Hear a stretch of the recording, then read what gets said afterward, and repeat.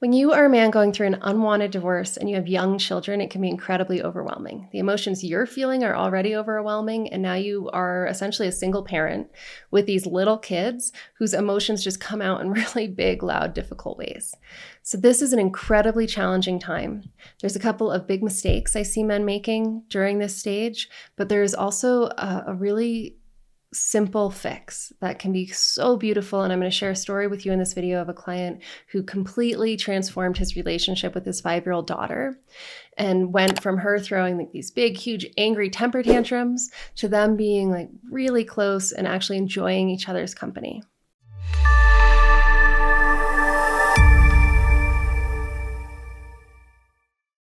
There's 3 big mistakes I see men making with their young children, and every single one of these mistakes, if you're making it, it's because your own nervous system is dysregulated. Your own emotions are too overwhelming and you're trying to deal with them.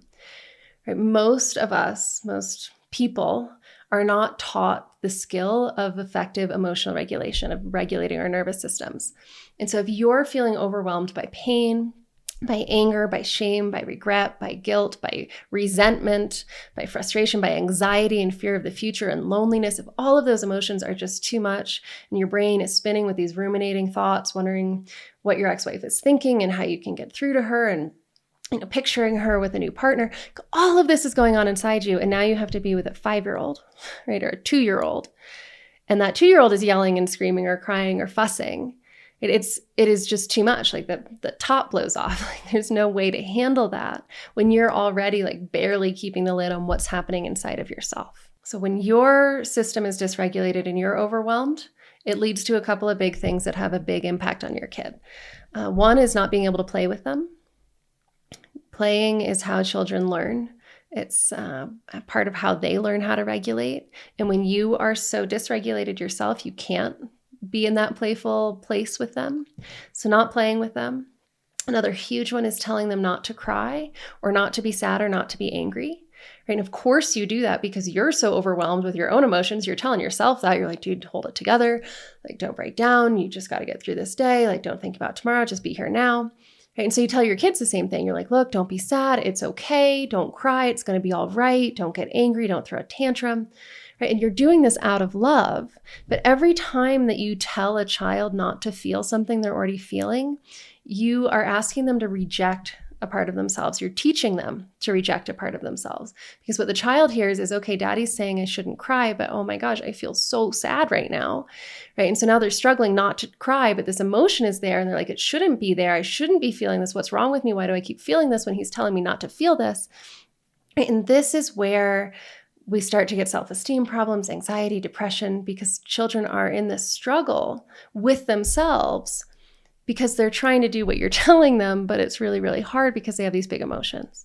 Right? So telling them not to feel what they're feeling, even out of all of the love and care in the world, isn't helping them. And the biggest mistake that I see men making with young children, because they themselves are overwhelmed emotionally, is being emotionally disconnected.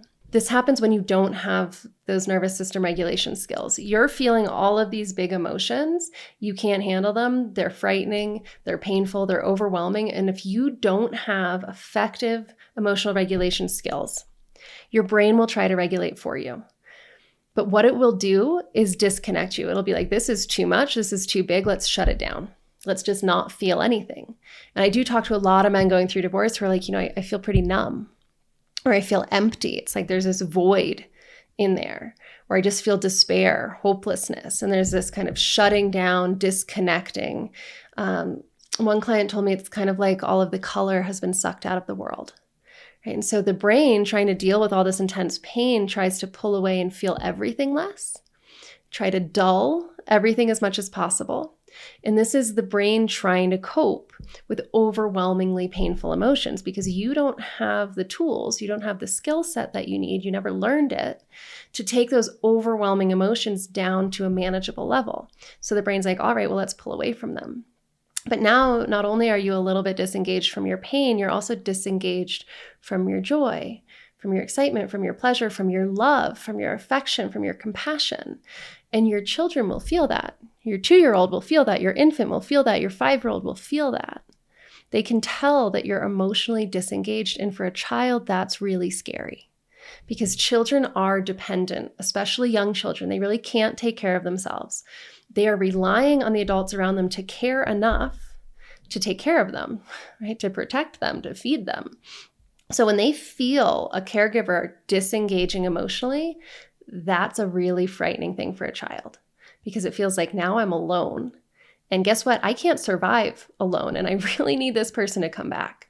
So if you're emotionally disengaged, your children's acting out is going to get worse, because they're going to be feeling a lot of very primal fear around your emotional disconnection. So if you're seeing that these things are happening to you, that it's really hard to play with your kids, that you're telling them not to cry, not to get mad, that you're having a hard time being emotionally engaged or connected with them, or that you notice their tantrums, their acting out is getting worse and worse, it's important for you to know that, one, this is not your fault, but it is something that you can do something about. It's happening because you don't have the skills yet. You never learned them because nobody ever taught them to you to effectively regulate your emotions. Once you're able to do that, you're going to be able to show up for your children in a very, very different way. And I'm going to give you an example of what that looks like, because it is so cool and you have the power to do this. Emotional regulation, it's not about like being strong or being stoic. It is just a skill set. It's a skill set that anyone can learn. You've just never been taught it. Right? So this is not like any kind of, if you're seeing these patterns in yourself, please know there's no judgment on you here. It's just a symptom of what you didn't learn. And so you haven't been able to pass it on to your own children yet. But right now, in becoming aware of it, and even just being here with me on this video and being curious about it, you have an opportunity to change that for yourself and for your kids. So here's what that looks like. An unwanted divorce throws your nervous system into an automatic fight or flight response, causing you to lose sleep, lose or gain weight, struggle to focus at work, have panic or rage attacks, and ultimately damage relationships with the people you care about the most. Because of this, learning effective nervous system regulation is the only rational response to a separation or divorce. And that's exactly what I teach in my free masterclass. Type masterclass into the comments below and I'll send you the link. One of my clients has 2 little kids. His daughter was only about 3 or 4 years old when they went through the divorce. And all of a sudden he found himself, like, again, single parent. And his daughter had always thrown temper tantrums. And they got worse and worse. And so here he is, a year out, she's 4, she's 5 years old. And these tantrums are they're bad. She wants this toy. She wants, this to eat. She wants whatever the brother doesn't want, right? And whenever she doesn't get what she wants, or you say no to her, she just throws this huge fit. And she's yelling and she's screaming and there's tears, and it's happening in public and it's happening in a restaurant. And this poor man, he's here alone. He's also got his 6-year-old son to take care of. And this little girl is just throwing these huge fits. And so as you can imagine, this poor man is at the end of his rope. He's already dealing with so much pain from his own emotions around this divorce. And so he's trying to deal with this little girl, and he yells at her. He puts her in timeout. He tries to remove her from the situation. He tries to calm her down and get her to be quiet. And none of it works, right? It all just gets worse and worse. And what was really inspiring about this man was, throughout this whole process, he was always putting his children first. And when he would get caught up in his own pain, his own anger, his own resentment towards his ex-wife, he'd start to get carried away with that, and then he'd stop and he'd be like, you know what? There's nothing more important in this story than my children. And because of that, because he kept coming back to them and their well-being, he was able to acknowledge that what he was doing wasn't working, that he didn't know how to help his daughter. He didn't know how to change this situation. And so he embraced this process of learning to regulate his own emotions. He said, okay, Rachel, if you say that figuring out how to deal with my own fear and anger is going to help me handle hers, let's do it. He embraced that work. He learned how to work with the big emotions he was feeling. And then he applied that to his daughter. So instead of fighting her or giving in and just buying her what she wanted or giving her what she wanted, instead of doing that, he stopped and he started focusing on helping her regulate. He asked himself, why is she so upset? What is this really about? And he started to really pay attention, and he noticed some patterns. One of the things he noticed was that it was worse, her tantrums were worse, when she hadn't seen him for a while. And that was a clue. He started to realize, this isn't about the toy. This isn't about her brother. This is about attention and connection, right? It's worse. She's more volatile when she hasn't seen me, when she misses me. right? And he started to realize this was about connection. It was about feeling close to her dad. And this is how the only way that she knew how to act out those big feelings she was having. And so the next time she got upset and threw a tantrum, he kneeled down right next to her and he said, "Hey, honey, let me help you with your pain." This little girl's 5 years old, right? She's yelling, she's screaming, she's crying, and he just gets down right next to her and says, "Hey, I'm here. Let me help you with your pain. I see this is hard. I see this hurts. I'm here. I'm not going anywhere. I'm going to be with you while you feel this. Let me help you with your pain." And he was. He stayed with her. He didn't yell. He didn't leave. He didn't exile her into timeout. He didn't punish her by removing the relationship. He was just there for her and present with her. And he had to do this a bunch of times, but it completely changed their relationship. Now her tantrums are way less frequent. He also knows when she's likely to have one. When he hasn't seen her for a while, he knows she's going to need a little extra support, extra care, extra presence from him. And if she does get upset, he knows how to be with her, and she's able to self-regulate much more quickly. And that's what he's teaching this little girl. He's teaching her how to self-regulate. Children don't learn this by being put in timeout. They don't learn it by being punished, by having the relationship removed. They learn it by having somebody who loves them sit with them and say, "Hey, I'm here. You're feeling something really big. This is intense. This is scary. I'm here. Let me help you." And it teaches the child that they can feel this big emotion and get through it and be okay, right? And that's what his little 5-year-old girl at 5 years old is learning to do for herself because of his support. She's learning to feel safe, even when she misses her dad, even when she feels lonely, even when she feels angry, even when she doesn't get what she wants, because he's teaching her how to do that. And he couldn't have done that until he learned how to do it for himself. And one of the coolest things about learning the skill of self-regulation, of learning how to work effectively and compassionately with your own big and scary emotions, is it gives you this like superpower.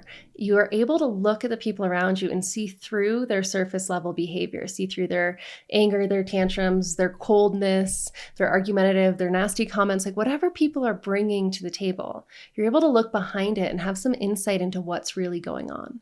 And then if you choose to, if you want to, you can be there to support the people you love and helping them to self-regulate. And especially children, if you have young children, they really need this kind of support from you. The fight or flight response that you experience when you go through an unwanted divorce is not a voluntary response. It's not something you can just shut off.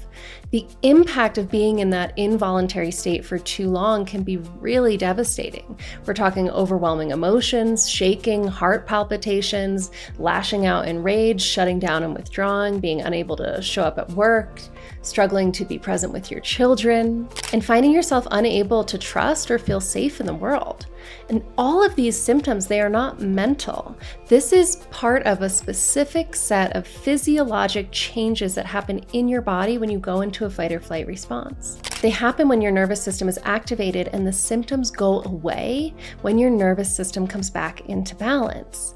If you want to get off the emotional roller coaster, if you want to stop the intrusive and ruminating thoughts so that you can be really present with your kids, still be successful in your career, make sound legal decisions, and really be capable of moving forward from the separation or divorce, it is essential that you learn to effectively regulate your nervous system. And that's exactly what I'll teach you how to do inside my free masterclass. So just type masterclass into the comments below this video, and I will send you this free tutorial on effective nervous system regulation.